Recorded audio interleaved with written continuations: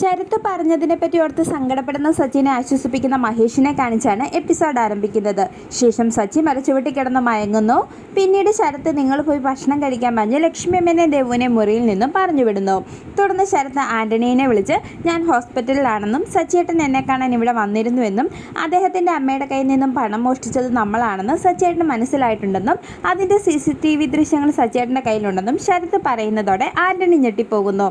തുടർന്ന് നിനക്കൊരു പ്രശ്നവും ഉണ്ടാവാതെ ഞാൻ നോക്കിക്കോളാമെന്ന് ആൻ്റണി ശരത്തിന് വാക്കുകൊടുക്കുന്നു. ഇതേസമയം രേവതി അവിടെ എത്തുകയും തുടർന്ന് ഡോക്ടറെ കാണാനായി പോവുകയും ചെയ്യുന്നു. ശേഷം ഡോക്ടറെ കാണാനെത്തുന്ന രേവതിയോട് ശരത്തിൻ്റെ കൈയുടെ എല്ലിന് നല്ല പൊട്ടലുണ്ടെന്നും ഒരു ഓപ്പറേഷൻ വേണ്ടി വരുമെന്നും ഓപ്പറേഷൻ കഴിഞ്ഞാൽ 3 മാസം നല്ല റെസ്റ്റ് വേണമെന്നും ഉടനെ തന്നെ 30,000 രൂപ അടയ്ക്കണമെന്നും ഡോക്ടർ പറയുന്നതോടെ രേവതി ഞെട്ടിപ്പോകുന്നു.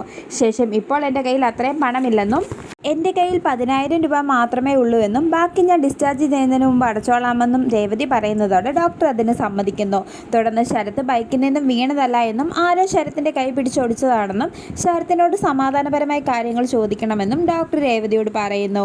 പിന്നീട് രേവതി സച്ചിനെ വിളിക്കുമ്പോൾ സച്ചി ഫോൺ കട്ട് ചെയ്യുന്നു. ശേഷം ഓപ്പറേഷൻ കഴിഞ്ഞ് ശരത്തിനെ തിരികെ മുറിയിലേക്ക് കൊണ്ടുവരുന്നു. തുടർന്ന് രേവതി ശരത്തിനോട് കാര്യങ്ങൾ ചോദിക്കുകയും ശരത്തിൻ്റെ പരിങ്ങൽ കാണുന്ന രേവതിക്ക് കാര്യങ്ങൾ മനസ്സിലാവുകയും ചെയ്യുന്നു. തുടർന്ന് ഇവൻ ബൈക്കിൽ നിന്നും വീണതല്ല എന്നും ഇവനെ ആരോ അടിച്ചതാണെന്നും രേവതി പറയുന്നതോടെ ലക്ഷ്മിയമ്മയും ദേവും ഞെട്ടിപ്പോകുന്നു.